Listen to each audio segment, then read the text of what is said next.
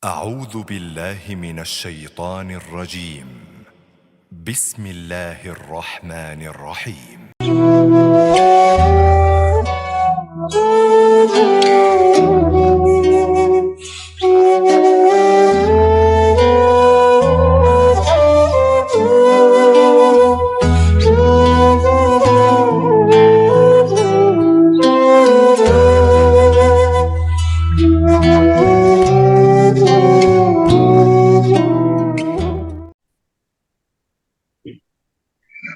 Bismillahirrahmanirrahim.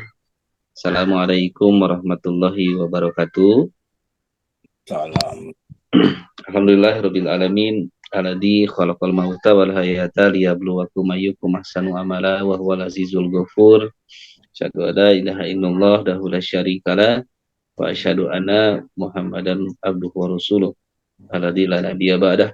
Allahumma shalli ala sayyidina Muhammad wa ala ali sayyidina Muhammad.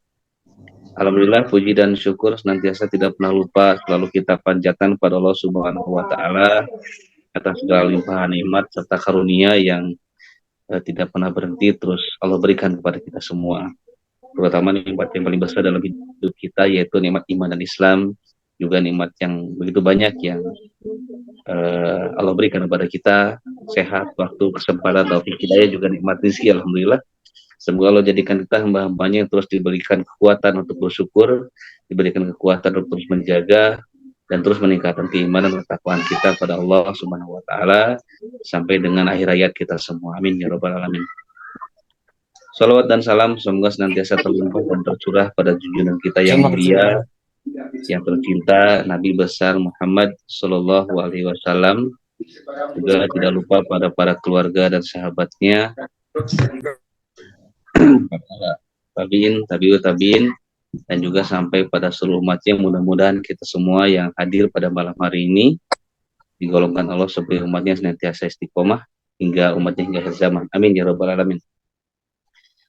Alhamdulillah, pada malam yang sangat baik ini kembali kita dipertemukan oleh Allah Subhanahu wa taala untuk senantiasa melaksanakan amal soleh tentunya, yaitu kegiatan yang senantiasa istiqomah kita ikuti, kegiatan kajian ilmu yang diselenggarakan secara online setiap Ahad malam. Semoga kegiatannya menjadi wasilah meningkatnya amal soleh seiring dengan ilmu yang kita dapatkan setiap saatnya, dan juga semoga meningkatnya amal soleh pun menjadi wasilah meningkatnya keimanan dan ketakwaan kita kepada Allah Subhanahu wa taala. Dan juga pertemuan kita yang rutin ini, yang istiqomah ini, senantiasa tidak hanya menjadi pertemuan di dunia, juga kelak kita bisa saling bersaksi dari Allah Subhanahu wa taala. Untuk semoga kita nanti kelak berkumpul bersama juga hingga di surganya Allah Subhanahu wa taala. Amin ya rabbal alamin. Mengucapkan terima kasih pada para jamaah sekalian, tentunya para guru besar FKUN 4 yang senantiasa menantikan kegiatan kajian online Masjid Ashifa ini. Semoga kegiatan kita diridhoi oleh Allah Subhanahu wa taala. Juga mengucapkan terima kasih kepada para guru-guru yang senantiasa hadir memberikan ilmunya kepada kita semua. Semoga amal-amal para guru-guru kita semua diterima Allah Subhanahu wa taala dan juga menjadi kelak pemberat timbangan amal kebaikan pada Allah Subhanahu wa taala, juga tentunya bagi kita semua. Apakah guru kita Ustadz Atian Ali sudah hadir bersama kita? Sepertinya belum ya. Karena kita tahu memang waktu sholat Isya itu agak mundur, jadi baru 7:30, dan tentunya guru kita Ustadz Atian biasanya memimpin sholat berjamaah di Masjid Al-Fajar. Mungkin memerlukan waktu, dan kadang juga barangkali ada beberapa diskusi yang mungkin tidak bisa ditinggalkan. Ada jamaah yang bertanya, biasanya begitu. Semoga Allah mudahkan, dan semoga Allah mudahkan beliau untuk segera bergabung bersama kita. Dan juga menyampaikan permohonan maaf pada waktu hari Ahad kemarin tidak diselenggarakan kegiatan kajian online. Mungkin ada beberapa jamaah juga yang bertanya kepada kami melalui WhatsApp. Izin menyampaikan bahwa memang masukan dari guru kita bahwa pada hari Ahad kemarin memang ada beberapa kegiatan yang seyogianya memang harus kita ikuti. Bukan beberapa, ada kegiatan, yaitu acara nasional ya, yang merupakan hak setiap warga negara untuk bisa mengetahui, yaitu kegiatan debat calon presiden. Jadi semoga Masjid Ashifa tidak menghalangi bagi teman-teman sekalian yang akan mengikuti. Dan alhamdulillah guru kita Bapak Ustadz Itanglif telah hadir bersama kita. Turun Ustadz. Baik, kita buka kegiatan pada malam hari dengan kita membaca basmalah bersama. Bismillahirrahmanirrahim. Baik, terkait dengan tema yang akan dibahas pada malam ini merupakan tema yang sangat baik dan sangat implementatif tentunya. Kita tidak akan berbicara terkait dengan unsur politik atau apapun. Kita tidak akan berbicara tentang yang sedang ramai saat ini, katakanlah mungkin pesta rakyat, pesta demokrasi, begitu barangkali. Namun memang kita sebagai seorang muslim tentu memiliki kewajiban untuk senantiasa bisa melakukan hal yang benar, bisa melakukan yang baik, dan tentunya diridhoi Allah Subhanahu wa Ta'ala. Karena esensi kehidupan seorang muslim adalah senantiasa melakukan hal sebagai amal yang tentunya diridhoi Allah Subhanahu wa Ta'ala. Terkait nanti ketika kegiatan pada malam ini menjadi inspirasi yang baik untuk kita, menjadi implementatif untuk kita, itu semoga menjadi hal yang diridhoi Allah Subhanahu wa Ta'ala.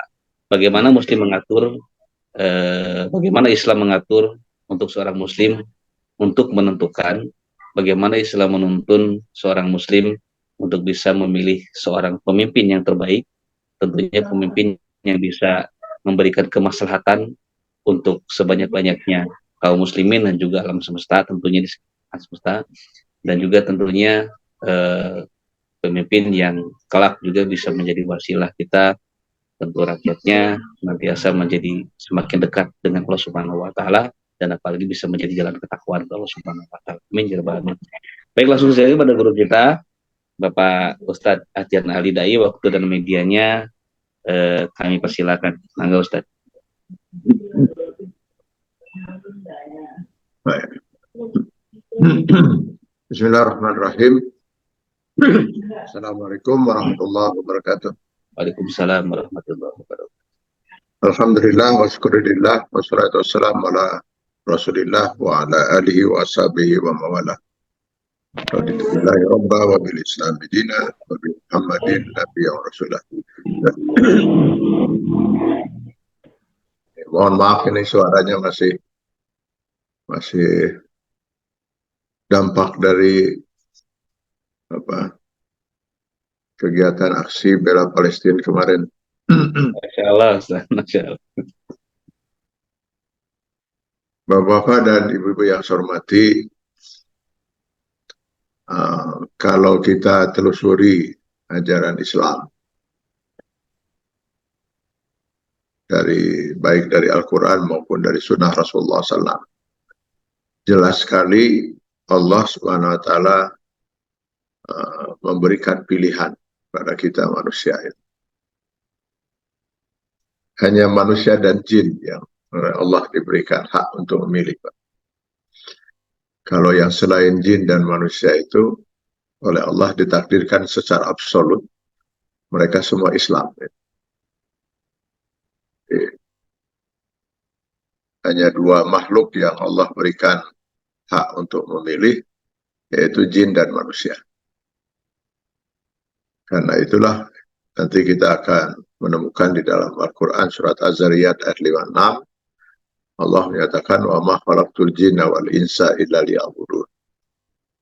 Tiadalah kami menciptakan jin dan manusia kecuali semata-mata untuk beribadah.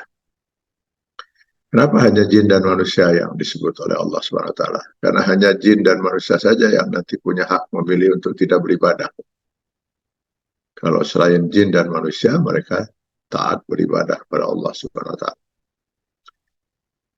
Karena itulah juga hanya jin dan manusia nanti yang bakal, sebagian dari mereka yang bakal masuk neraka jahanam.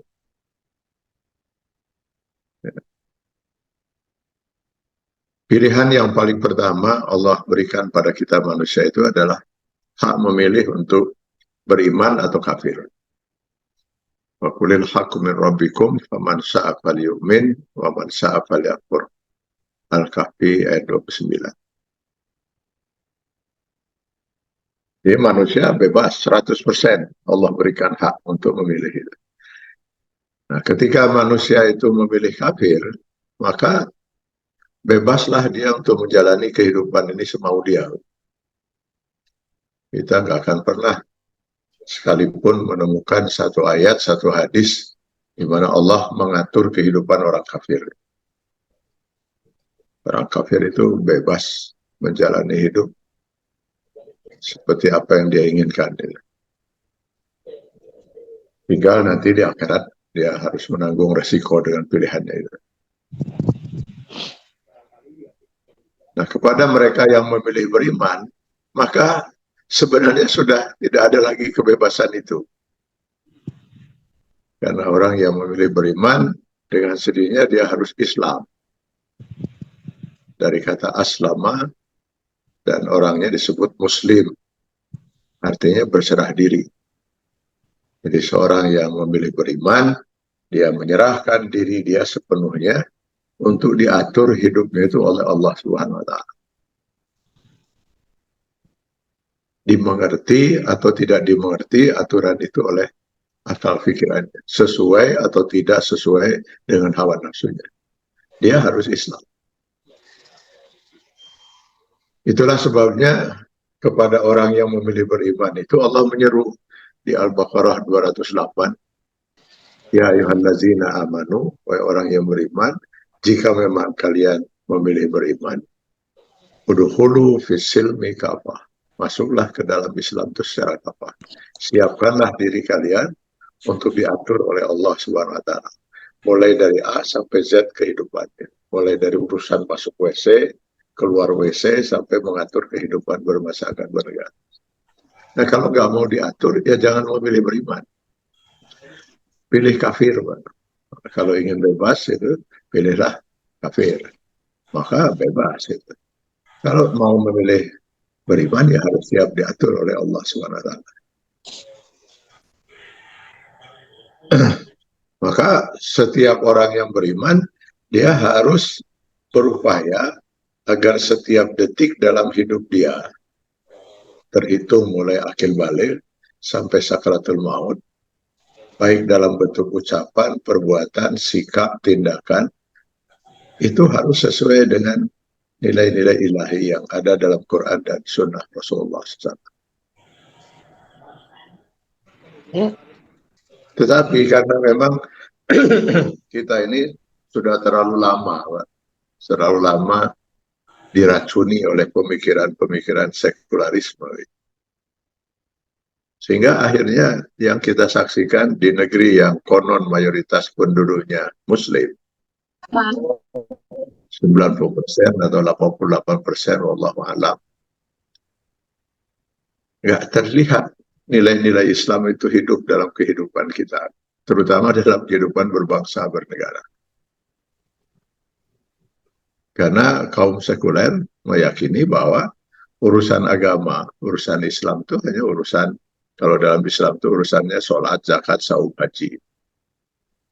Di luar itu nggak ada urusan dengan agama. Atau dengan kata lain, di luar urusan sholat, zakat, saum, haji, Allah nggak punya hak untuk mengatur hidup kita. Kitalah yang lebih berhak, karena kita yang lebih tahu dari Allah untuk mengatur jalan hidup kita. Ini pandangan kaum sekuler. Akhirnya, ya teracuni juga sebagian umat Islam itu. Sehingga mungkin berbicara politik juga seperti haram itu. Kita takut berbicara politik gitu. Atau tidak, nggak ada urusan dengan agama gitu dan sebagainya. Sehingga sampai ada kesan seolah-olah kalau di masjid nggak boleh bicara politik gitu. Dan dalam politik itu bagian dari aturan yang ada dalam Islam. Jadi rukun Islam, syahadat, sholat, zakat, saum, haji itu baru rukun Islam. Ya, rukun itu artinya tiang. Jadi ya kalau kita ingin membangun sebuah bangunan, rumah misalnya, yang paling pertama harus kita bangun itu kita dirikan itu tiang-tiangnya. Begitu juga ketika kita akan membangun bangunan rumah Islam kita masing-masing, Allah menentukan itu harusnya dibangun dengan 5 tiang idealnya itu. Ya kalau nggak mampu dengan 5 tiang, bisa dengan 4 tiang kalau karena dia nggak mampu haji misalnya. Karena memang tiang yang satu ini hanya diwajibkan bagi yang mampu saja, manis atau ilai sabila. Bahkan kalau tidak mampu juga berzakat karena miskin seumur hidup, ya bangun dengan 3 tiang saja. Bahkan kalau tidak mampu saum seumur hidup karena sakit seumur hidup, silahkan bangun dengan 2 tiang saja. Itu sebabnya kenapa sholat itu dikatakan imanuddin, tiangnya agama, karena dia tiang satu-satunya setelah syahadat yang tidak diberikan hak untuk seorang yang mengaku mukmin untuk tidak mendirikannya. Cuma kalau sholat juga nanti dibolehkan seorang mukmin untuk meninggalkannya, berarti dia akan membangun rumah tanpa tiang. Jadi idealnya memang 5 tiang itu, tapi itu baru tiangnya. Allah menuntut kita mendirikan bangunannya. Lah bangunan itu bagaimana? Ya dengan kehidupan kita per hari setiap detik dalam bentuk ucapan, perbuatan, sikap, tindak. Maka orang yang rajin sholat, rajin saum, banyak bersedekah, belum tentu bisa langsung di akhirat masuk surga. Terbukti di dalam hadis riwayat Ahmad bin Hambal dalam musnadnya. Diriwayatkan ada seorang wanita terkenal banyak sholatnya, banyak sedekahnya, banyak saumnya. Artinya di samping sholat yang wajib, saum yang wajib, zakat yang wajib itu dia banyak melakukan saum-saum sunnah, sholat sunnah, dan bersedekah. Sampai kata sahabat Rasulullah SAW itu kalau mau dicari tandingannya di masyarakat kita ini gak akan ketemu wanita sehebat dia. Begitu luar biasa hebatnya wanita ini dalam ibadah-ibadah tadi.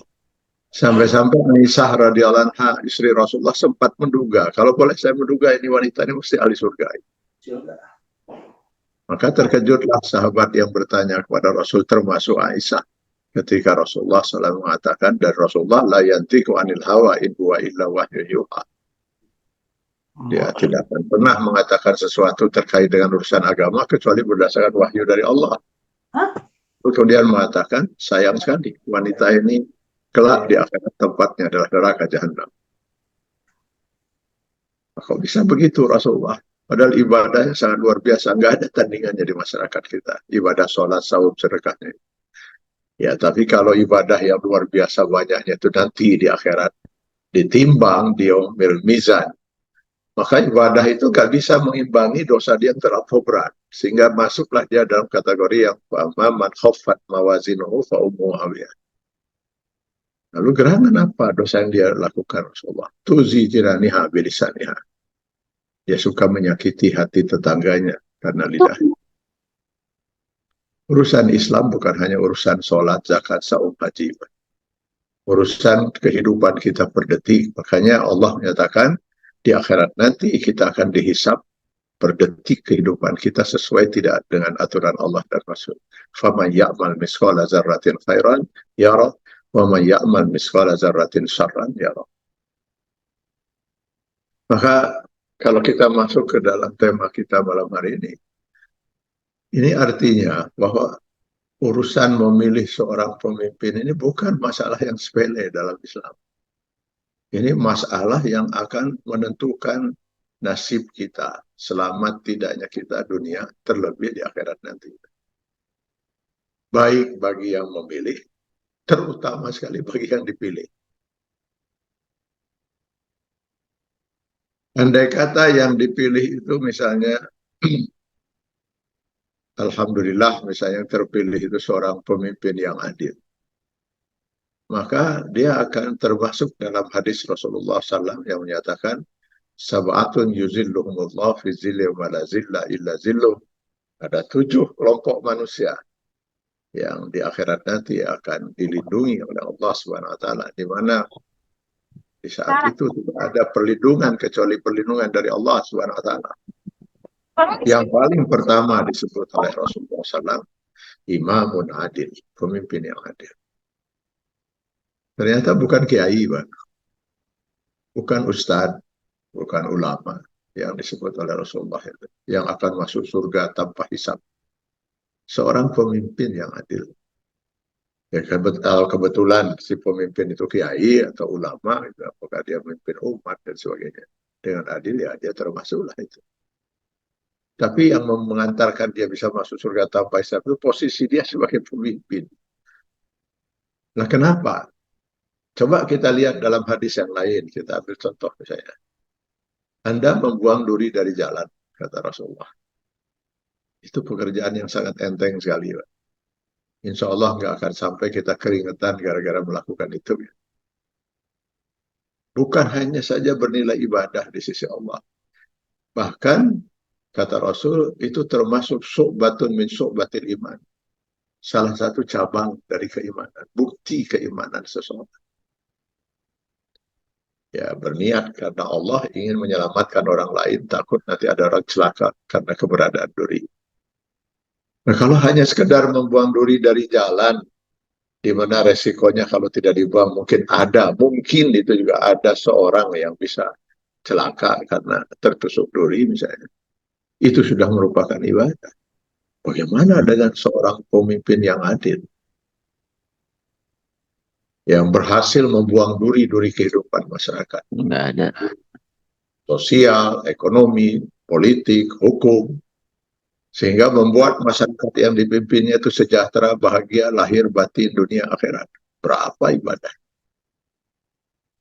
Kalau pemimpin itu misalnya berada di negeri ini, gitu, artinya dia beribadah kepada Allah setiap hari lewat waktunya kepada 280 juta rakyat yang dipimpinnya selama 5 tahun atau selama 10 tahun. Berapa ibadah? Nah, apakah si pemimpin itu tidak pernah berbuat dosa? Pasti pernah. Sebab kata Rasulullah SAW, tidak ada manusia yang luput dari kesalahan dan dosa. Kullu bani Adam khata'un. Mungkin dia pernah lalai melaksanakan salah satu kewajiban dia. Atau mungkin dia pernah melanggar 1, 2, 3 aturan Allah. Lalu kenapa tidak dihisab? Apalah artinya dosa-dosa itu kalau dibandingkan dengan ibadah yang sebanyak itu? Pasti dia sudah akan masuk ke dalam kelompok yang wa amma man saqulat mawazinuhu wa huwa fi 'ishatin radiyah. Nah, bayangkan sekarang kalau pemimpin yang terpilih itu adalah pemimpin yang zalim. Maka Rasulullah SAW menyatakan di dalam hadis yang diriwayatkan oleh Ad-Dulaimi, Sittatun yadkhuluna an-nar qabla al-hisab bisittatin. Ada 6 kelompok manusia dari umatku, kata Rasulullah. Kalau orang kafir sudah pasti. Ini dari umat Rasulullah, umat Islam. Ada 6 kelompok manusia yang akan masuk neraka jahanam tanpa hisab. Jadi nanti mereka juga di akhirat bangga juga, saya juga tanpa hisab ini. Tapi masuknya ke neraka.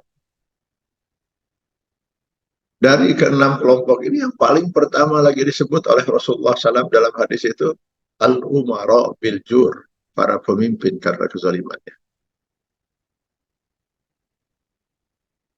Loh, kok kenapa bisa demikian?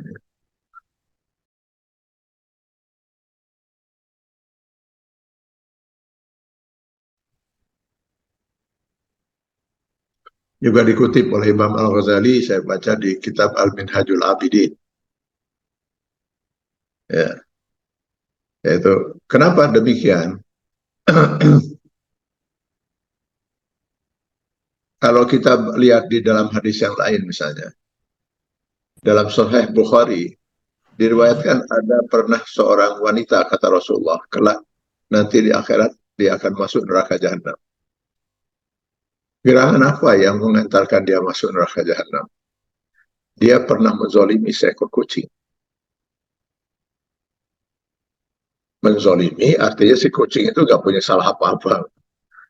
Entah kenapa, mungkin dia kesal, sebel, atau dan lain sebagainya. Kucing itu disiksanya. Setelah disiksa, kemudian dikurungnya, tidak diberinya minum dan makan sampai matinya. Masuk neraka jahanam hanya karena menzalimi seekor kucing. Kalau hanya karena menzalimi seekor kucing membuat seorang wanita dalam hadis Sahih Bukhari itu masuk neraka jahanam, bagaimana kalau yang dizalimi itu seorang manusia? Nah, bagaimana kalau yang dizalim itu bukan seorang manusia? 280 juta rakyat. Lalu mau pada masuk surga dari pintu yang mana, Pak?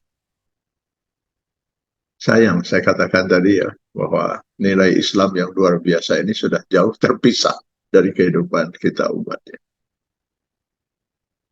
Nah, sekarang bayangkan,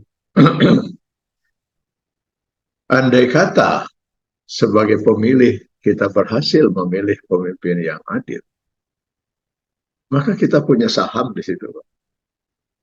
Entah 0, sekian persen, karena mungkin kita hanya salah satu dari sekian puluh juta yang memilih dia. Tapi itu bagaimanapun itu saham. Maka setiap pemimpin yang adil itu, katakanlah dia berbuat kebaikan, maka kita akan memperoleh saham kita. Insya Allah, mudah-mudahan kita ikut tertarik ke dalam surga karena itu. Tapi bayangkan kalau yang kita pilih itu ternyata adalah pemimpin yang zalim, yang akan masuk neraka jahanam tanpa hisab, kata Rasulullah SAW. Padahal dia terpilih itu juga karena kita yang memilihnya. Di mana kita punya juga saham di situ 0,0 sekian persen itu. Maka setiap kezaliman yang dia lakukan, kita juga harus ikut memikul dosanya. Sangat mungkin orang yang memilih itu juga akan terseret ke dalam neraka jahanam. Itu sebabnya saya katakan dari awal tadi, urusan pilih-memilih pemimpin ini bukan masalah yang sepele. Masalah yang akan menentukan selamat tidaknya kita sebagai pemilih misalnya, terutama sekali bagi yang dipilih.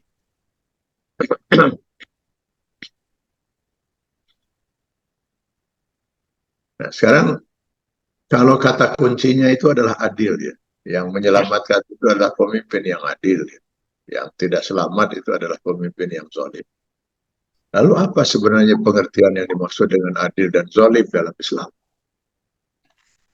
Adil itu adalah menempatkan sesuatu pada tempatnya atau menyampaikan hak pada yang berhak menerimanya. Ketika saya memakai kopiah ini, saya tempatkan kopiah ini di kepala saya. Sepatu saya pakai di kaki saya. Walaupun misalnya sepatu yang saya pakai ini 30 kali lebih mahal dari harga kopiah ini, tetap saja saya pakai di kaki. Tidak saya taruh di kepala. Gitu. Karena kalau saya taruh di kepala, sepatu itu zolim. Tidak menempatkan satu pada tempat.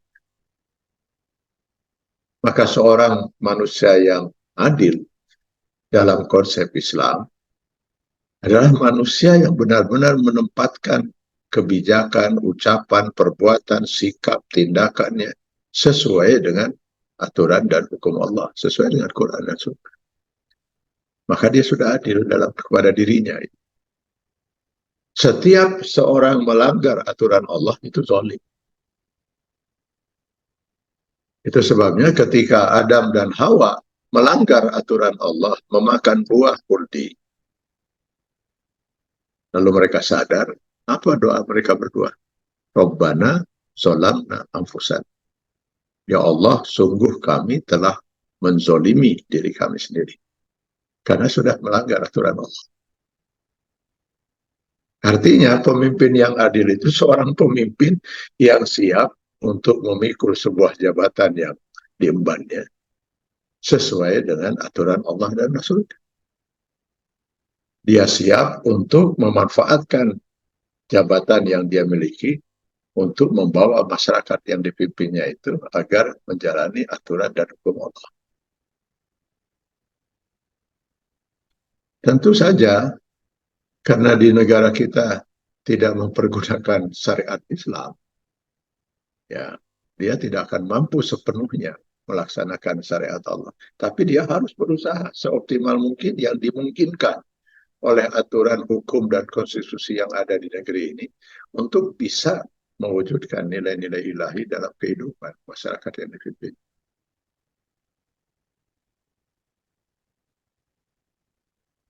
Paling tidak kalau terkait dengan seorang pemimpin itu yang adil itu, pemimpin yang memiliki sifat-sifat kepemimpinan yang pernah dicontohkan oleh Rasulullah SAW. Ada 4 sifat yang sangat kita kenal. Siddiq yang pertama. Kemudian amanah yang kedua. Dan yang ketiga tabligh. Yang keempat fatonah. Siddiq itu artinya benar. Jadi seorang pemimpin itu harus berkata benar dan berbuat yang benar. Yang dia sampaikan itu sebuah kebenaran dan dia harus memperjuangkan segala yang benar secara hukum Allah dan secara hukum yang berlaku di negeri yang dia pimpin. Tidak berbohong. Satunya ucapan dan perbuatan. Karena Allah sangat murka ketika ada seorang itu berbeda antara ucapan dan perbuatannya. Silahkan baca di Quran surat Al-Anfal ayat 2 dan 3. Kabura maqtana indallah an taqulu ma la taf'al. Betapa besar rasa murka Allah kepada orang yang menyatakan sesuatu tapi dia tidak pernah melakukan. Apalagi kalau orang itu seorang pemimpin. Oleh karena itu seorang pemimpin yang siddiq adalah seorang pemimpin yang ucapannya, perbuatannya, tindakannya, sikapnya, keputusannya, kebijaksanaannya itu semua benar. Benar secara hukum Allah, benar secara aturan yang ada di negeri yang dia pimpin. Jujur, itu salah satu makna siddiq. Jujur artinya Rasulullah SAW itu sebelum menjadi Rasul, beliau sudah mendapat gelar Al-Amin. Orang yang jujur, yang bisa dipercaya. Ya.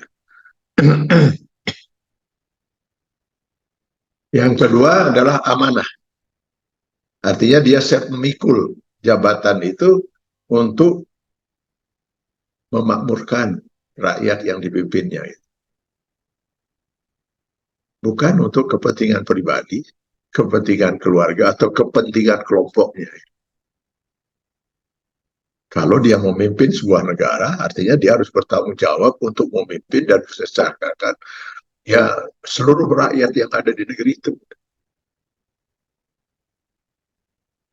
Jadi itu dalam pengertian amanah. Tidak memanfaatkan jabatannya adalah untuk kepentingan memperkaya diri atau untuk kepentingan keluarganya, untuk kepentingan dinasti misalnya. Karena Islam tidak mengenal dinasti.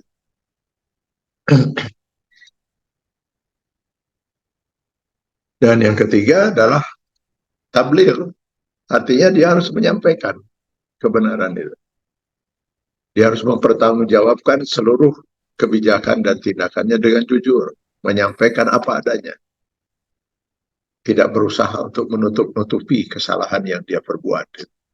Ketika dimintai pertanggungjawaban oleh wakil-wakil rakyat misalnya. Dan yang keempat, fatonah. Fatonah itu cerdas, Pak. Dia mempunyai IQ yang tinggi, yang cerdas, dan juga memiliki kemampuan manajerial untuk memanage. Sebagai seorang pemimpin, dia harus memanage, mampu memanage. Dan juga dia harus cerdas secara emosional, EQ-nya.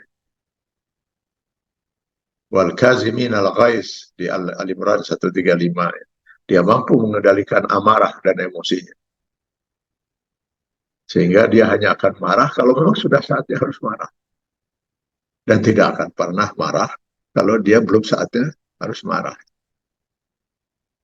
Sebab kalau seorang pemimpin sudah tidak bisa mengendalikan emosi, gitu, menghadapi rakyatnya, wah repot itu sebentar-sebentar marah dan ngamuk. Gitu. Nah dia harus mampu mengendalikan emosinya. Ya sifat-sifat ini kalau kita mau ambil contoh misalnya kita bisa lihat contohnya di beberapa tokoh Islam yang pernah memimpin umat sepeninggal Rasulullah SAW. Kita ambil contoh Umar bin Khattab. Ini seorang figur yang luar biasa saya kagumi di antara para sahabat Rasulullah SAW. Umar bin Khattab beliau menjadi khalifah. Beliau itu kan terkenal orang yang sangat gagah. Sehingga sangat disegani oleh para sahabatnya dan sangat ditakuti oleh lawannya kalau sudah di medan perang. Begitu beliau menjadi khalifah, hanya dalam beberapa bulan, tubuhnya merosot. Kurus. Kenapa? Selesai sholat subuh, selesai mengimami sholat subuh. Ini sudah dicontohkan sejak zaman Rasulullah dan dilakukan oleh para khulafaur rasyidin. Setiap yang menjadi khalifah itu sekaligus menjadi imam sholat. Sebab sangat tidak layak kalau seorang kepala negara mimpin sholat pun tidak bisa. Gitu. Atau mungkin malah tidak pernah sholat. Padahal yang dipimpin di negara itu mayoritas penduduknya muslim. Jadi setiap khalifah itu otomatis dia jadi imam sholat. Jadi ketika Umar bin Khattab menjadi khalifah, menggantikan Abu Bakar As-Siddiq, beliau juga mengimami sholat. Selesai imami sholat subuh, beliau pergi ke pasar.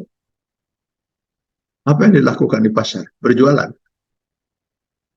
Berjualan di pasar. Sampai menjelang zuhur.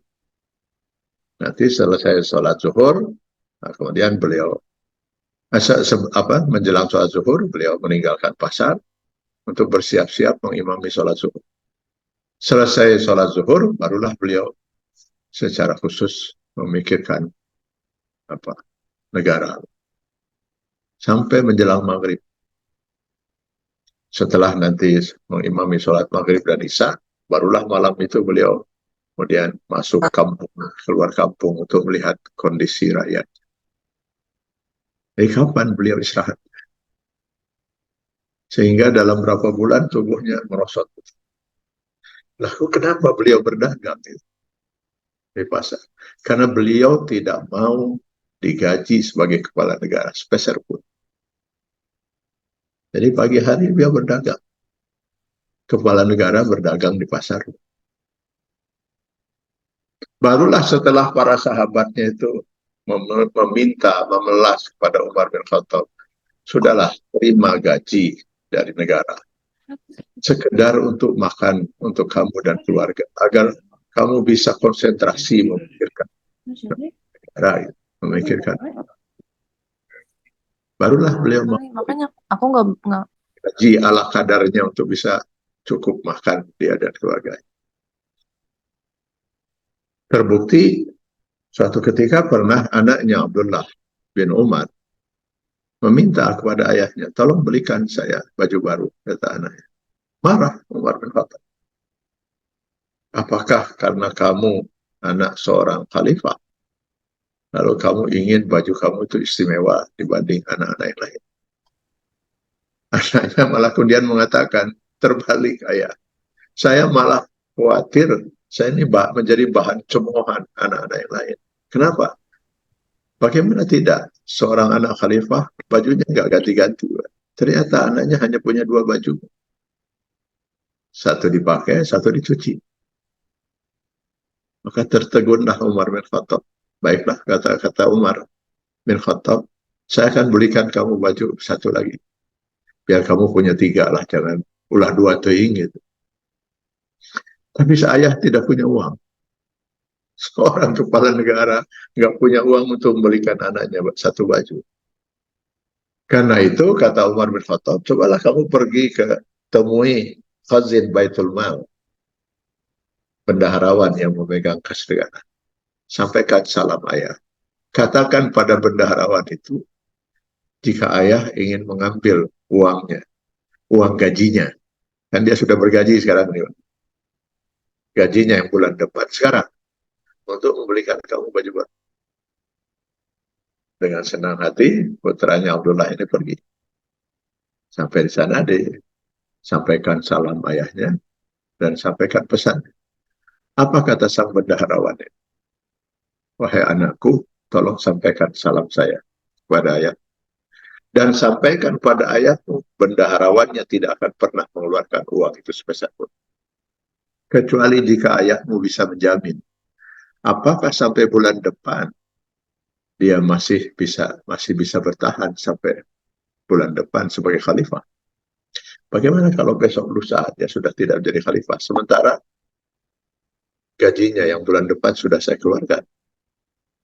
Andai kata dia bisa menjamin sampai bulan depan dia masih khalifah, bisakah dia menjamin besok lusa dia masih hidup? Bagaimana kalau besok lusa dia meninggal dunia, sementara gajinya yang bulan depan sudah saya keluarkan? Katakan pada ayahku, saya tidak akan pernah mengeluarkan uang itu sepeser pun. Pulang si anaknya itu dengan lesu gitu. Nggak berhasil punya baju baru gitu. Jadi ditanya oleh ayahnya, sudah kamu temui bendaharawan itu? Sudah, ayah. Sudah kamu terima uangnya? Tidak, ayah. Malah kata bendaharawan itu, sampaikanlah tadi pesannya. Umar bin Khattab yang terkenal sangat keras itu, tiba-tiba menarik tangan anaknya, temukan saya dengan bendaharawan. Begitu sampai ketemu, dipeluknya bendaharawan itu. Sambil dia kemudian mengatakan, terima kasih saudara. Hampir saja saya membuat keputusan yang salah. Terima kasih karena saudara sudah mengingatkan saya. Itulah Umar bin Khattab. Nah, beliau diriwayatkan sering masuk kampung, keluar kampung. Mungkin Bapak Ibu pernah mendengar kisah dialog beliau dengan seorang ibu yang sedang memasak, merebus batu. Di suatu malam dia ketemu, ada seorang ibu sedang merebus batu di rumahnya. Lalu Umar berkata, untuk apa batu itu direbus? Kapan mumpuknya? Si ibu itu mengatakan, saya tahu Tuhan, bahwa batu ini nggak akan pernah empuk karena direbus seperti ini. Tapi apalagi yang bisa saya lakukan? Sejak siang tadi anak-anak saya menangis karena mereka kelaparan. Sementara saya tidak punya makanan sedikit pun. Akhirnya saya rebus batu ini. Dikira oleh anak-anak saya sedang merebus makanan. Mereka pun kemudian tertidur. Tertidurlah mereka. Saya nggak tahu apa yang harus saya jawab kalau nanti mereka bangun kembali menangis, meminta makanan. Beginilah nasib kami para janda yang ditinggal mati oleh suami di medan perang. Nasib kami sama sekali tidak diperhatikan oleh Amirul Mukminin Umar bin Khattab. Si ibu tidak tahu kalau yang dihadapkan itu Umar bin Khattab. Karena Umar bin Khattab kalau beliau masuk belusukan itu menyamar, Pak, bukan bawa tim yang untuk meliput gitu ya, lalu memviralkan itu belusukannya. Beliau menyamar bahkan. Begitu mendengar keluhan si ibu ini, lalu Umar bin Khattab pun lari. Beliau pergi ke Baitul Mal. Diambilnya satu karung gandum dan perlengkapan yang lain. Lalu dipikulnya sendiri. Seorang kepala negara memikul karung gandum. Pegawai-pegawai di Baitul Mal itu berlompatan lalu kemudian mengatakan, ya Amirul Mukminin, tidak pantas Anda memikul sementara kami ada di sini. Biar kami yang memikulnya. Apa jawab Umar bin Khattab? Siapkah kalian memikul beban dosa saya di akhirat nanti di hadapan Allah? Jelas ada seorang ibu dengan anak-anaknya kelaparan semalaman ini. Itu tanggung jawab saya. Saya akan, sebelum saya memikul pertanggungjawaban saya di akhirat nanti, saya harus memikulnya di dunia ini. Allahu Akbar. Sungguh luar biasa ya kalau seorang yang benar-benar bertanggung jawab kepada Allah, ya seperti inilah ya. Jadi beliau sampailah di rumah itu, beliau sendiri sibuk ikut membantu si ibu itu memasak makanan. Sampai beliau menyaksikan bagaimana si ibu dan anak-anak itu makan dengan lahapnya. Sampai beliau sendiri menyaksikan si ibu itu akhirnya sujud syukur di hadapan Allah sambil mengatakan, Alhamdulillah ya Allah, Engkau telah pertemukan saya dengan seorang pria yang hatinya begini sangat mulia. Jauh lebih mulia daripada hati Umar bin Khattab. Si ibu nggak mengerti kalau yang di hadapannya itulah Umar bin Khattab. Ada kisah yang lain. Sama, Umar bin Khattab sedang berkeliling-keliling dari satu kampung ke kampung yang lain. Suatu ketika dia mendengar dialog di satu rumah. Dialog seorang ibu dengan anak gadisnya.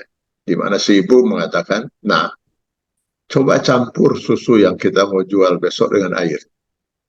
Ya rupanya mereka ini keluarga penjual susu murni. Dari sini saya sudah bisa menyimpulkan bahwa ternyata penipuan susu murni itu sudah ada sejak dulu.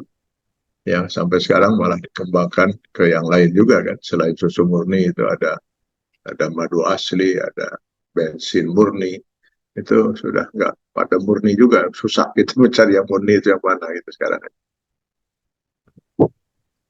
Si anak gadis dan mengatakan, ya ammah, wahai ibu, tidak boleh kita melakukan itu. Rasulullah SAW pernah menyatakan, man ghassana falaysa minna. Barang siapa yang berbuat tipu daya, maka dia tidak termasuk umat kami, kata Rasulullah. Tidak termasuk umat Islam. Si ibu tetap ngotot, sampur, jangan banyak bicara. Si anak gadis tetap bertahan. Lalu dia mengingatkan lagi ibunya, bukankah Amirul Mukminin Umar bin Khattab dalam beberapa kali pidatonya juga mengingatkan kita akan hal ini? Apa kata si ibu? Mana Umar, mana kita, anak? Paling malam seperti ini Umar sudah tidur lelap. Si anak kemudian mengatakan, anak gadis itu, ya ammah, wahai ibu, in kanat ain Umar qad namat, fa inna ain Allah sahiratun la tanam. Jika memang mata Umar malam ini sudah tidur lelap, mata Allah tidak pernah tidur dan lelap memperhatikan apa yang kita lakukan. Kenapa ibu persoalkan hanya mata Umar? Kenapa ibu tidak persoalkan mata Allah? Lalu si anak gadis itu membaca ayatul kursi Al-Baqarah 255 yang diantaranya Allah menyatakan bahwa Allah itu la ta'khuzuhu sinatun wa la naum. Jangankan tidur, ngantuk pun tidak. Allah memperhatikan apa yang diperbuat oleh setiap manusia. Mendengar dialog ini, Umar langsung pergi meninggalkan rumah itu. Dia yakin betul bahwa penipuan itu tidak akan terjadi. Karena di rumah itu ada seorang anak gadis dengan keimanan yang luar biasa seperti itu. Besok paginya, selesai mengimami sholat subuh, beliau mampir di rumah anak gadis itu. Langsung dilamarnya anak gadis itu. Bukan untuk Umar, Bapak Ibu sekalian. Beliau melamar anak gadis itu untuk putranya, Asim bin Umar.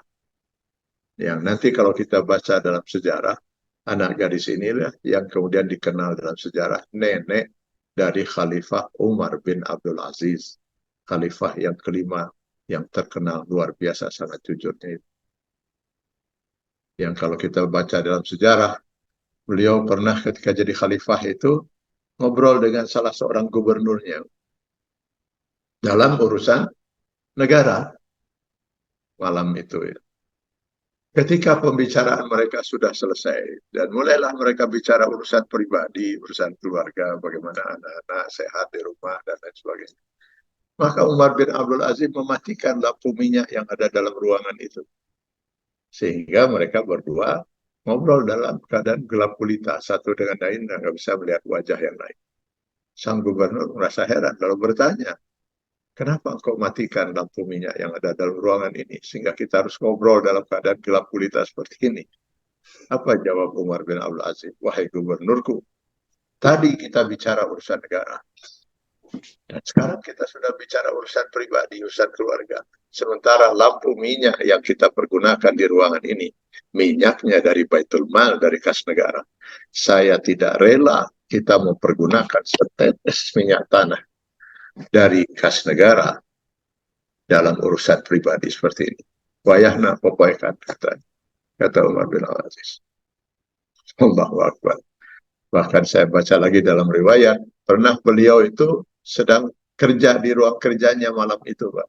Masuk salah seorang anaknya. Dimatikan lampu minyak itu. Lalu dia bertanya, ada apa? Saya ada perlu ayah. Ada yang ingin saya sampaikan. Silakan masuk. Nah, dalam keadaan gelap gulita itulah anaknya menyampaikan apa keluhannya dan sebagainya. Setelah selesai, silakan kamu keluar. Nanti saya akan selesaikan itu, kata Umar bin Aziz.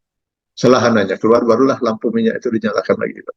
Karena beliau yakin anaknya tidak punya hak untuk menikmati terangnya lampu minyak itu.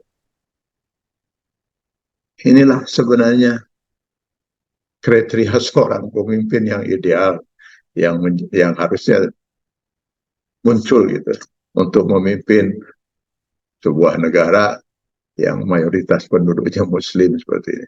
Tentu saja pemimpin yang ideal seperti itu masih sangat jauh dari kemungkinan kita dapatkan, Pak. Lalu bagaimana? Apa yang harus kita lakukan, Pak? Paling tidak kita harus bisa memilih seorang pemimpin dari calon-calon pemimpin yang ada, yang kira-kira mendekati, Pak. Mendekati kriteria-kriteria itu, Pak. Seorang calon pemimpin yang kira-kira bisa mendekati seorang yang benar-benar bertanggung jawab dalam kepemimpinannya kepada Allah Subhanahu wa taala. Sehingga dia akan siddiq, dia akan amanah, dia akan tabligh, dan dia akan fatonah dalam batas kemampuan yang bisa dia lakukan. Kalau mencari yang paling ideal, saya kira mungkin kita baru bisa berhayal dan bermimpi. Tapi cobalah kita mencari, menetapkan, karena ini akan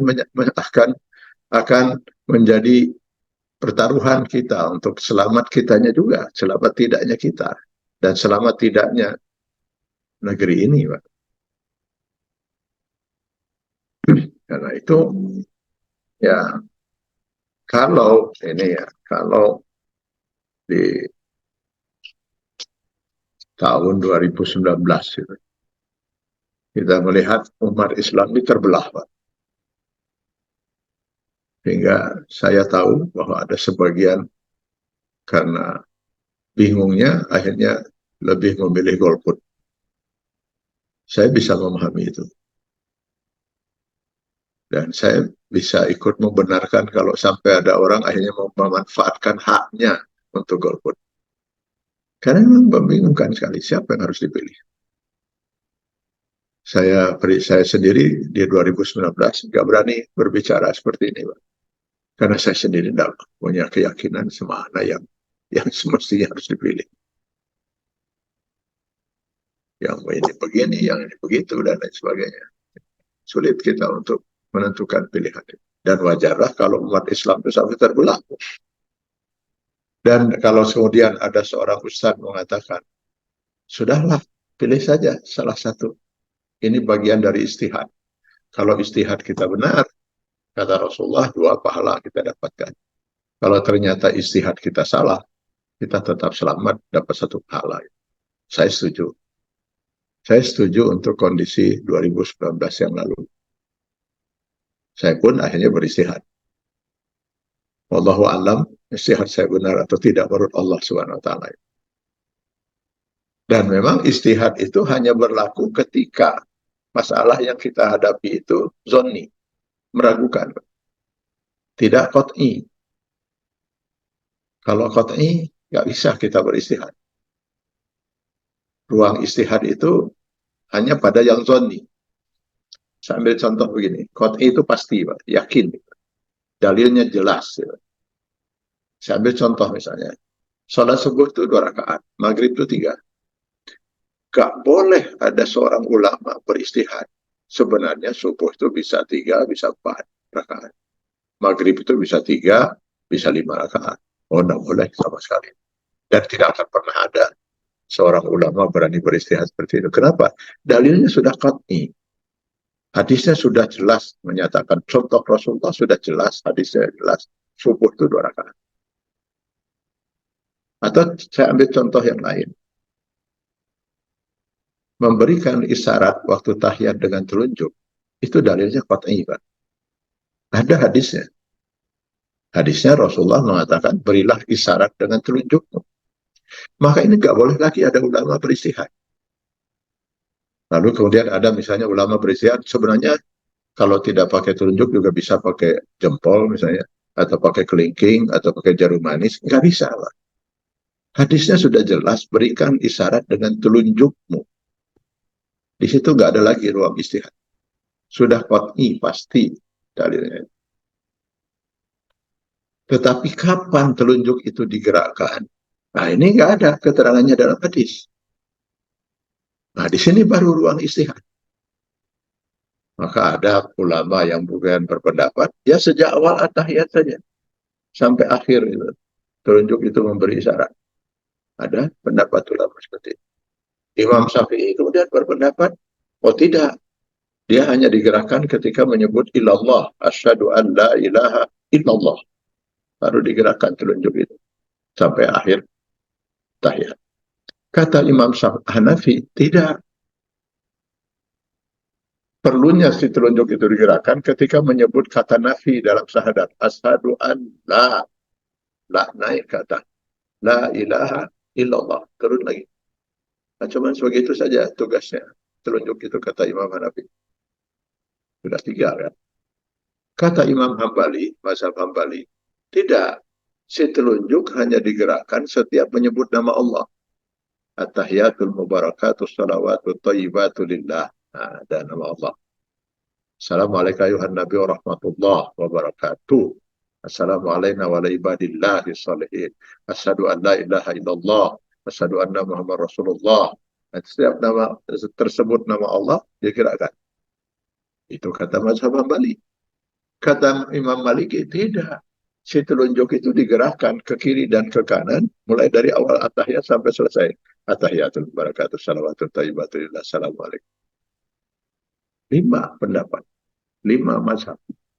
Mana yang benar? Ya nggak tahu. Nah, di sini barulah berlaku istihad itu. Andai kata nanti menurut Allah di akhirat nanti, Imam Syafi'i lah yang benar. Illallah. Atau Imam Hanafi yang benar. La ilaha illallah. Maka Imam Syafi'i dengan seluruh pengikutnya mendapat 2 pahala. Yang lain, imam yang lain, dengan seluruh pengikutnya dapat 1 pahala. Aman. Memang itu ruang istihad. Jadi istihad itu pada saat ketika kita dihadapkan dengan sesuatu yang meragukan. Ragu itu nggak ada yang bisa kita benarkan. Ini bisa benar, ini mungkin juga bisa benar. Seimbang. Ragu itu kita. Syak gitu. Zon gitu ya. Zonun. Jadi kita ragu. Nggak bisa memutuskan mana yang benar. Nah, 2019 itu terjadi pembelahan itu. Umat Islam terbelah. Ya, kita mau gimana lagi, nggak bisa berbuat apa-apa. Walaupun ada pendapat begini, tapi tidak meyakinkan. Tetapi kalau sekarang kita dihadapkan dengan 2024, saya yakin ini bukan zon. Dari calon-calon yang ada itu ada yang kita yakini, Pak. Paling tidak mendekati sifat-sifatnya. Jika dibandingkan dengan yang lain. Karena itu saya yakin ini qat'i, bukan ruang istihad lagi. Bukan ruang, harus pasti. Harusnya umat Islam tertuju semua pada salah satu calonnya. Karena jelas sekali perbedaannya, Pak. Bapak, Ibu, sebelum saya teruskan ini ya, supaya ini jangan sampai menimbulkan keraguan. Saya harus perkenalkan juga diri saya, Pak. Supaya ini jangan sampai ini mungkin saya dianggap sedang kampanye atau ada lain sebagainya itu. Saya bukan berasal dari ormas Islam tertentu, Pak. Saya bukan dari Muhammadiyah, saya bukan dari NU, saya bukan dari Persis, saya bukan dari ormas Islam. Walaupun saya memimpin satu harakah, gitu, FUI, Forum Ulama, Umat, dan saya memimpin Anas, dan sebagainya. Saya bukan dari ormas Islam. Dan saya tidak pernah terkait dengan satu partai apapun di negeri ini, Pak. Walaupun saya pernah diajak, paling tidak seingat saya ada 5 partai yang pernah mengajak saya tolak semuanya. Saya tidak pernah ada hubungan yang erat, ada hubungan tertentu dengan salah satu paslon. Saya murni menyampaikan ini, murni sebagai seorang Muslim. Saya punya kewajiban menyampaikan kepada saudara saya sesama Muslim, hati-hati. Urusan pilih memilih, ini urusan yang bisa menentukan selamat tidaknya kita di yaumil akhir nanti. Saya murni menyampaikan kewajiban ini sebagai kewajiban saya sebagai seorang Muslim untuk menegakkan amar ma'ruf tawasau bil haq. Saya nggak ada urusan dengan partai, saya tidak ada urusan dengan semua itu. Menurut saya tadi semuanya sudah sangat jelas, Pak. Lalu kenapa masih terbelah juga? Masih banyak juga kelompok atau bahkan ustadz, bahkan mungkin katanya kiai, tokoh Islam, kok juga malah memilih yang calon yang itu dan itu yang lain. Saya melihat hanya 3 kemungkinan, Pak. Kalau sampai ada yang memilih yang lain, gitu ya, yang memilih yang lain di luar yang sudah sangat jelas ini, masih ada yang memilih yang lain. Hanya ada 3 kemungkinan. Pertama, Dia memang Muslim, Muslim yang sekuler tadi. Yang bagi dia, Islam itu cuma urusan syahadat, sholat, zakat, saum, haji. Urusan memilih pemimpin dan lain sebagainya, mengatur kehidupan bermasyarakat bernegara, ini nggak ada urusan dengan agama. Nah, ini mungkin mereka, gitu. Mereka diantaranya. Dan ini tidak sedikit mereka juga diberi gelar cendekiawan Muslim, bahkan juga kiai dan sebagainya. Tapi pemikirannya sangat luar biasa sesat seperti itu. Yang kedua, kemungkinan yang kedua, mereka Muslim KTP, Pak. Memang mereka beridentitas Muslim, tapi nggak ada urusan sama sekali dengan agama itu. Kalau ditanya apa itu Islam, mereka nggak akan bisa menjawab apa itu Islam. Bahkan kalau ditanya apa yang sudah kamu lakukan sebagai seorang Muslim, juga dia nggak akan bisa mengatakan apa-apa, karena sholat pun mungkin nggak. Dan ini bukan hanya saja terjadi pada umat yang berKTP Islam yang di awam. Bagi mereka agama itu cuma sekedar untuk memenuhi identitas agar di KTP itu jangan sampai kosong itu kolom agama itu. Itu kemungkinan yang kedua. Kemungkinan yang ketiga, ini yang paling dikhawatirkan oleh Rasulullah sejak 16 abad yang lalu. Dan ini akan menghancurkan umatku, kata Rasulullah. Yaitu ketika umatku sudah menderita penyakit wahan. Seperti apa penyakit wahan itu, kata para sahabat? Hubbud dunya wa karahiyatul maut. Cinta dunia. Itu yang menjadi Tuhan mereka, hawa nafsu mereka. Dan itu yang menjadi tujuan hidup mereka. Ini yang kita saksikan juga sekarang. Sulit masuk akal sehat, Pak. Kalau ada sebuah partai kemudian katanya didirikan oleh para ulama, lalu disebut itu partai Islam, lalu berlambang jelas lambang Islam itu. Lalu kemudian berkoalisi dengan partai yang sama sekali sangat tidak Islami. Atau katakanlah ada seorang ustadz malah kemudian jadi ketua di sebuah partai yang didirikan oleh seorang non-muslim. Bahkan pimpinan partainya juga bukan non-muslim. Apa yang mau diperjuangkan si ustadz di partai itu? Mau memperjuangkan Islam. Ini kan kalau kita lihat akhirnya itu hanya urusan dunia, mengejar dunia. Kebanyakan mereka yang ini semua itu adalah partai-partai yang takut tidak bisa terbawa ke Senayan karena tidak memenuhi 2%. Mereka lalu bergantung pada partai-partai besar yang menurut anggapan mereka ini bakal menang, sehingga mereka bisa terselamatkan dari syarat 2% itu. Apalagi kalau bukan hukum dunia. Pak, Bapak Ibu sekalian, mohon izin saya harus menyampaikan ini. Saya takut di akhirat dimintai pertanggungjawaban oleh Allah kalau saya tidak menyampaikan ini. Urusan nanti kita mau mengikuti atau tidak itu urusan masing-masing kita. Saya hanya ingin berpesan, jangan sampai kita salah dalam menentukan pilihan. Jadi, saya berharap mudah-mudahan kalau untuk kondisi sekarang ini, menjelang 2024, 14 Februari ini, menurut saya seorang Muslim haram untuk memilih golput. Kenapa? Ada yang berhak dipilih. Kalau yang berhak dipilih ini kemudian tidak dipilih, maka sangat mungkin yang tidak berhak dipilih itu yang akan bisa menang. Dan dia akhirnya menjadi berdosa karena memberi kesempatan untuk yang tidak berhak dipilih itu untuk akhirnya terpilih. Maka saya berani mengatakan golput di dalam ini sudah jadi haram, Pak. Karena itu, ya, pesan saya tanggal 14 kita semua pergi ke TPS, Pak. Masuk ke TPS, ucapkan Bismillahirrahmanirrahim, tawakkaltu ala Allah, la haula wa la quwata illa billah. Lalu apa?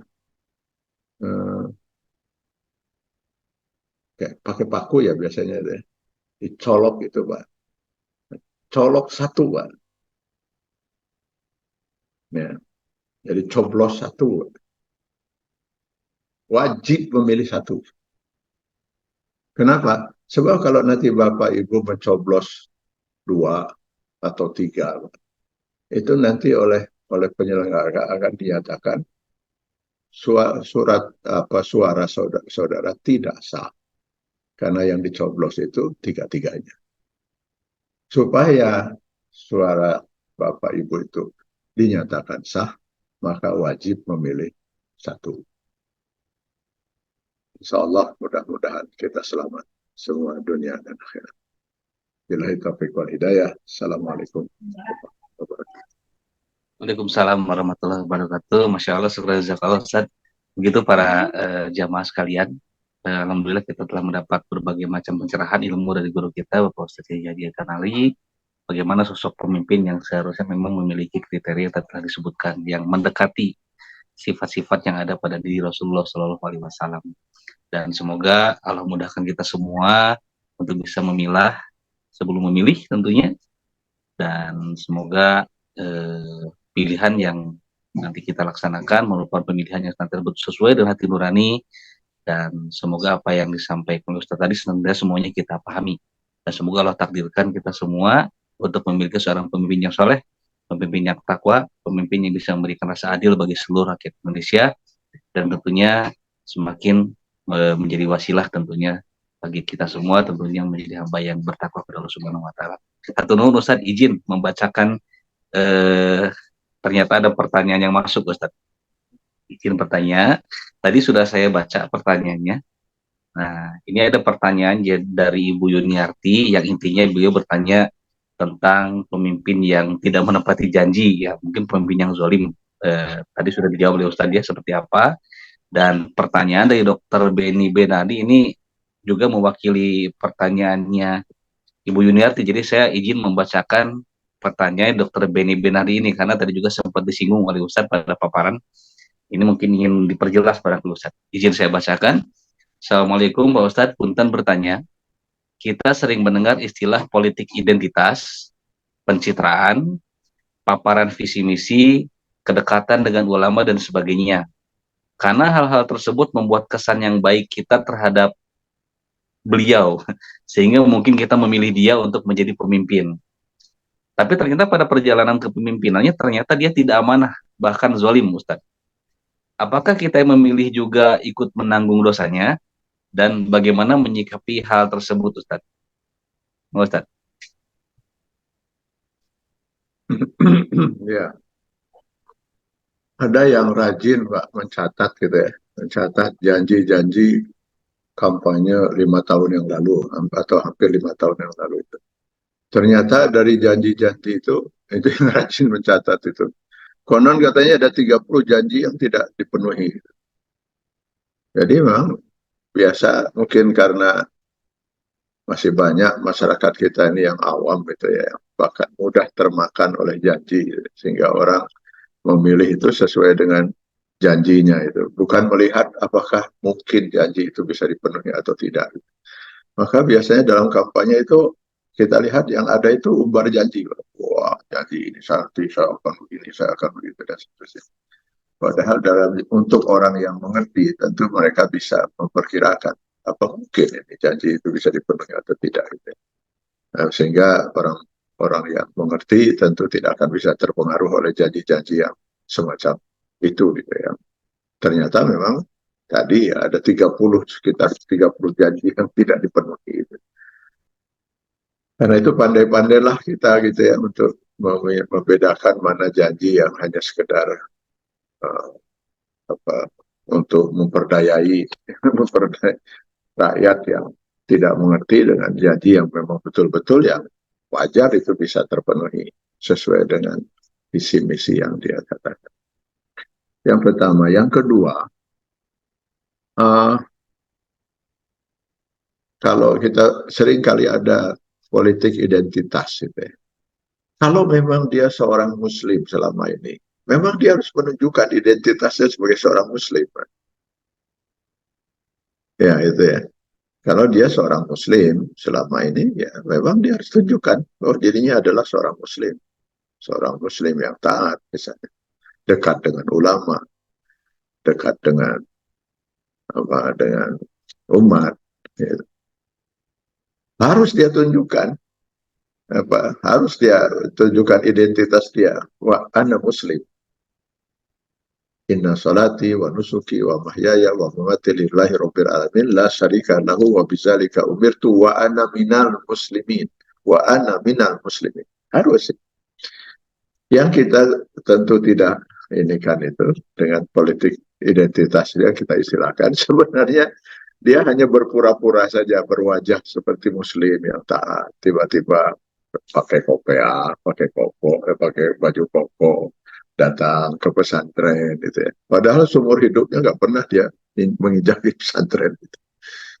Lalu apalagi dengan membawa segepok uang gitu ya. Gitu. Ini sudah mulai terbongkar beberapa gitu ya.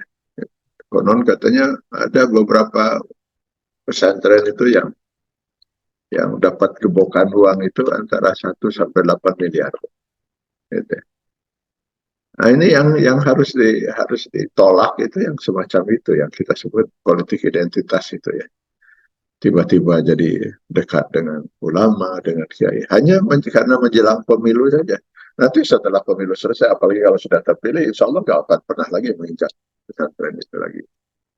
Nah itu saya kira yang kita tidak. Nah sekarang bagaimana kalau ada orang sampai akhirnya tertipu, Pak? Mengira dia memang seperti itu, dekat dengan ulama dan sebagainya. Aja dia pilih. Berdosakah kalau kemudian terbukti bahwa dia adalah pemimpin yang zalim? Tidak seperti yang ditampakkan pada saat kampanye. Allah Subhanahu wa Ta'ala itu akan menilai seorang pada saat dia mengambil keputusan, bukan untuk yang akan datang. Jadi sekarang kita misalnya punya 3 calon, lalu kita memilih salah satu dari calon itu. Karena kita yakin ini yang benar, dalam keyakinan kita. Lalu kita pilih. Ternyata di kemudian hari, yang kita pilih ini bukan yang benar. Malah jadi tampil sebagai pemimpin yang zalim. Gitu. Di luar kuasa kita. Allah tidak akan menyalahkan kita, karena kita pada saat menentukan pilihan itu sudah yakin ini benar. Kita tidak pernah bisa mengetahui apa yang akan terjadi. Wa ma tadri nafsun madza taksibu ghadan. Yang hari ini baik, pagi hari ini baik, sore hari bisa menjadi orang yang jahat. Yang hari ini jahat, besok bisa menjadi orang baik-baik. Jadi Allah hanya akan menuntut saat kita menentukan pilihan. Kalau ternyata kita meleset, nah seperti salat berjamaah, Pak. Kita pilihlah salah seorang yang kira-kira menurut kita baik menjadi imam. Ternyata salah dugaan kita. Ternyata bacaannya pun jelek sekali. Terpaksa waktu selama sholat kita perbaiki gitu. Perbaiki. Dia malah lupa ya kita ingatkan dan seterusnya. Tapi setelah itu ya jangan dipilih lagi. Jangan dipilih lagi. Kalau memang sudah jelas tidak baik seperti itu ya jangan dipilih lagi. Gitu. Artinya kalau tidak ini jangan dipilih lagi. Artinya dia harus turun dari jabatannya. Jadi harus kita ingatkan kalau kita memang ternyata salah memilih. Kalau tidak bisa diingatkan ya harus diusahakan untuk diganti kan itu. Diganti jangan dipilih lagi dia menjadi imam dalam sholat. Jadi putuskan pilihan kita berdasarkan keyakinan kita. Allah Subhanahu wa Ta'ala akan menilai apa yang kita putuskan berdasarkan keyakinan, bukan yang akan datang. Karena yang akan datang tidak ada yang bisa mengetahui apa yang akan terjadi di masa yang akan datang. Saya kira itu. Ya. Baik, Ustaz. Terima kasih. Begitu Dr. Beni telah dijawab. Semoga tidak puas nanti agar bertanya kembali begitu ya. Izin Ustaz membacakan pertanyaan yang berikutnya. Membacakan dari Dr. Suwardi. Beliau bertanya, izin bertanya Ustaz, kalau dalam pembagian bansos, pembagian bansos kan suka ada yang tidak tepat sasaran. Jadi ada yang tidak kebagian Ustaz. Ada yang tidak kebagian. Apakah itu termasuk zolim dari pihak panitia atau lurah yang bertanggung jawab memberikan data orang tersebut yang tidak tepat? Karena yang mungkin ada potensi yang betul-betul berhak tidak mendapatkan bansos tersebut. Ya itu pasti sebuah kezaliman, Pak. Karena tidak menyampaikan hak kepada yang berhak menerimanya. Itu kezaliman yang kita definisikan tadi, bahwa kerizaliman zalim itu adalah tidak menempatkan sesuatu pada tempatnya atau tidak menyampaikan hak pada yang berhak menerimanya. Dan itu yang sering kali terjadi gitu ya, dalam kehidupan masyarakat kita. Gitu.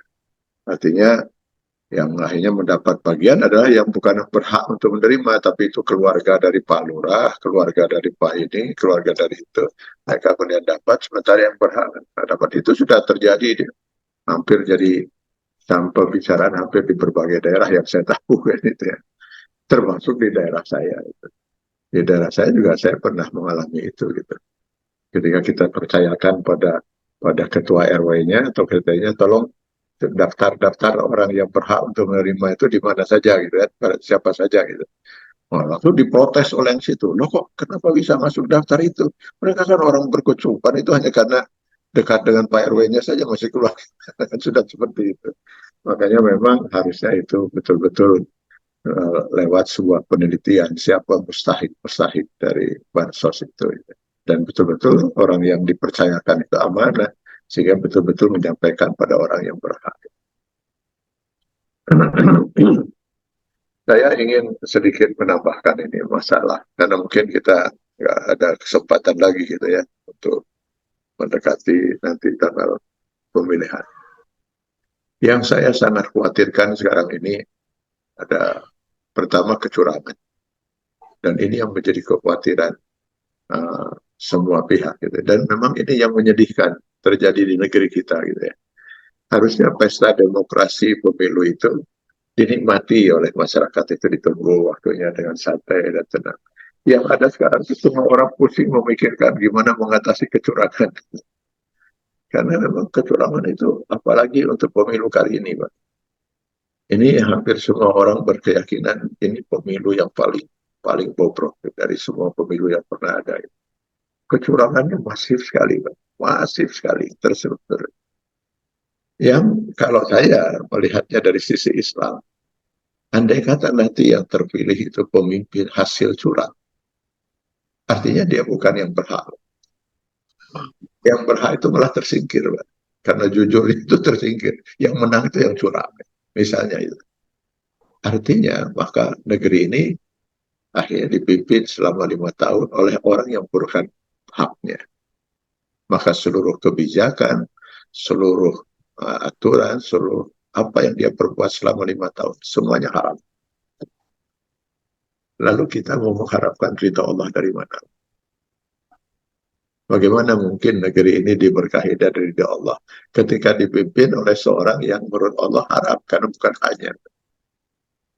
Ini yang perlu juga menjadi perhatian kita semua, sehingga kita harus berupaya sedemikian rupa untuk mengatasi agar kecurangan ini tidak terjadi. Agar jangan sampai siapapun yang terpilih kita siap terima. Selama itu terpilih dengan jujur dan adil. Kalau memang kehendak rakyat itu adalah memilih si A atau memilih si B, dan ternyata itu yang terpilih, ya kita harus terima. Itu. Tapi kita tidak bisa menerima seorang terpilih karena curang. Ini yang pertama. Yang kedua, sekarang sudah makin telanjang, Pak. Makin kelihatan nyata sekali. Sogok menyogok itu. Luar biasa.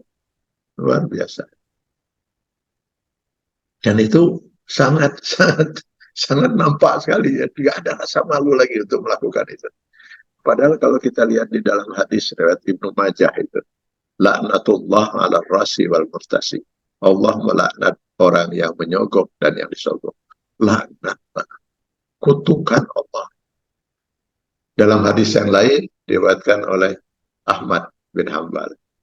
La'ana Rasulullah sallam ar-rasi wal murtasi wal rais. Ditambahkan oleh ada tiga, yang menyogok, yang disogok, dan yang menjadi perantara. Kalau sekarang jutaan rakyat kemudian itu disogok, artinya jutaan rakyat itu akan mendapat laknat Allah SWT. Gimana kehidupan kita? Saya ngeri kalau melihat ini ya. Ya semakin tampak jauh sekali nilai Islam dari kehidupan kita. Bagaimana kita bisa mengharapkan Allah meridhoi kehidupan kita, sementara yang ada itu justru laknat dan kutukan Allah. Saya ingin menyampaikan mungkin begini kepada mereka yang sudah melakukan dan kecurangan, segera taubat. Yang berniat segera urungkan niat itu demi supaya kita diridhoi kehidupan kita oleh Allah. Kepada yang mereka sudah menerima karena konon katanya itu alasannya itu. Ini kan sodakoh. Ya kalau sudah kadung diterima katanya sodakoh, sudahlah terima saja itu sodakoh gitu. Nah supaya betul-betul itu sodakoh dan tidak mempengaruhi si penerima, maka terima itu sebagai sodakoh, haram memilih pemberinya.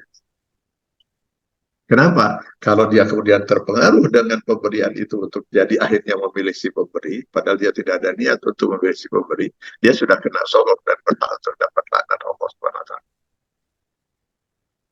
Ini harusnya diinikan itu, dan saya makanya ketika ada beberapa orang datang menemui saya dan mengatakan ada rencana mau ada multaqo gitu ya di Jawa Barat, ulama dan para tokoh masyarakat. Saya katakan saya siap untuk menghadapi ini. Asal saya bilang kita memiliki pesan-pesan itu, pesan-pesan terhadap umat Islam tentang haramnya membuat curang. Itu kalau kita lihat dalam Quran itu wailul lil mutaffifin. Celakalah, neraka wel kata sebagian ahli tafsir bagi orang yang berbuat curang. Berat itu ya, berat sekali. Nah itu nggak boleh kita biarkan kalau kita memang mengharapkan negeri ini diridhoi dan diberkahi oleh Allah SWT. Amin ya Allah ya Rabbal Alamin. Baik Ustadz, terima kasih atas bimbingannya, pencerahannya, ilmu. Bagaimana pada malam hari kita mendapat petunjuk bagaimana Islam memberikan tuntunan kepada kita untuk memilih pemimpin. Tadi disampaikan oleh Ustadz, bagaimana agar pemimpin yang kita pilih setidaknya memiliki 4 kriteria yang mungkin tidak akan ada yang sama tapi mendekati. Salah satunya adalah sidik, amanah, tablik, dan fatonah. Semoga nanti kita dimudahkan Allah Subhanahu wa Ta'ala untuk bisa mampu membedakan, untuk bisa memilah sebelum memilih mana pemimpin yang betul-betul layak dan mana pemimpin yang betul-betul mendekati kriteria yang 4 tadi. Baik Ustadz, terima kasih. Insya Allah kita semua memahami apa yang disampaikan Ustadz, dan semoga Allah mudahkan kita semua untuk bisa menjalankannya tentunya. Dan sebelum ditutup, Ustadz mohon izin untuk memimpin kami semua seperti biasa membacakan doa untuk negara kita, dan juga semoga Allah mudahkan kita, Allah takdirkan mendapat pemimpin yang saleh, dan juga tidak lupa senantiasa mohon doanya juga untuk saudara-saudara kita yang saat ini masih dalam kezaliman, yaitu saudara kita di Palestina. Maka Ustadz. Ya, baik, kita sama-sama berdoa kepada Allah. Ya, saya setuju sekali untuk kita selalu menyelipkan dalam doa kita untuk saudara-saudara kita di Palestina, baik dalam selesai sholat fardu, sholat sunnah, maupun di luar sholat. Karena berat juga nanti kita bertanggungjawaban di akhirat nanti ketika kita tidak berbuat apa-apa untuk membantu saudara kita yang notabene adalah bagian dari tubuh kita. Marilah kita sama-sama berdoa kepada Allah SWT. A'udzubillahi minasyaitonir rajim. Bismillahirrahmanirrahim. Alhamdulillahirabbil alamin. Wassalatu wassalamu ala asrofil mursalin wa ala alihi wa ashabihi ajma'in. Allahumma innaka afuwwun karim tuhibbul afwa fa'fu anna ya karim. Allahumma a'izzal Islam wal muslimin wa azil syirka wal musyrikin. Allahumma ansur ikhwanana al-muslimin al-mujahidin fi Palestin min al-yahudi al-ghasibin wa min as-salibin al-hakidin wa min sa'iri a'da'i al-islam wal muslimin. Amin ya Allah. Allahumma dammir al-yahuda wa Israel wa farrig jamahum wa sattit tamlahum wa alqi fi qulubihim ar-ru'ba min al-muslimin. Allahumma inna alaika bihim wa innahum la yu'jizunaka ya zal jalali wal ikram. Allahumma wahhid as-sufuf al-muslimin wa sabbit aqdamahum wa anzilis sakinata fi qulubihim. Amin ya Allah. Allahumma jma' qulubal muslimina fi kulli Amin ya makan. Allah. Amin. Ya sami'ad du'a, ya zal Amin. jalali wal ikram. Amin ya Allah. Amin. Rabbana atina fid dunya hasanah wa Amin. fil akhirati hasanatan wa qina azaban nar. Amin. Amin. Wa adkhilna al jannata ma'al abrar. Ya Aziz, ya Ghaffar, ya Rabbal alamin. Amin ya Subhana rabbika rabbil izzati amma yasifun. Amin ya Wa Allah. salamun alal mursalin. Amin. Alhamdulillahi rabbil alamin. Amin Amin ya rabbal alamin. Amin ya Amin. Rabbal Amin ya alamin. Allah. Alhamdulillah. Satu Jazakillah orang Ustaz atas ilmunya pada malam hari ini dan juga doa yang telah dipanjatkan untuk kita. Begitu riuh terdengar suara amin. Semoga amin amin amin amin pada malam ini diijabah oleh Allah Subhanahu wa taala. Amin ya Allah Rabbal alamin. Amin. Amin. Amin ya Allah. Senang sekali saya mendengar kata amin. Baik Ustaz, terima kasih. Syukran, jazakumullah khairan kasiran, asana jaza di dunia wa akhirah. Semoga pertemuan kita pada malam ini dirahmati Allah Subhanahu wa taala dan tentunya menjadi referensi bagi kita tentunya sebagai seorang muslim untuk bisa melakukan hal benar, hal yang terbaik, tidak hanya di mata kita sebagai umat manusia, tapi tentunya juga di dalam pandangan Allah Subhanahu wa taala. Dan juga semoga setiap aktivitas kita senantiasa menjadi pemberat timbangan amal kebaikan yang daripada Allah Subhanahu wa taala. Amin ya rabbal alamin. Amin. Mohon maaf atas segala kekurangan pada malam hari ini. Amin. Amin. Insya Allah kita akan bertemu kembali pada hari Ahad yang akan datang. Namun nanti kita akan diskusi ya, karena mungkin hari Ahad yang datang kalau nggak salah ada acara yang sama seperti pada minggu yang lalu. Gitu ya. Nanti kita akan coba pertimbangkan kembali. Semoga semua yang terbaik untuk kita semua diberikan Allah Subhanahu wa taala. Amin ya rabbal alamin. Kita tutup dengan membaca doa kifaratul majelis bersama-sama. Subhanallah. Alhamdulillahirabbil alamin. Bila taufiq wal hidayah. Assalamualaikum warahmatullahi wabarakatuh.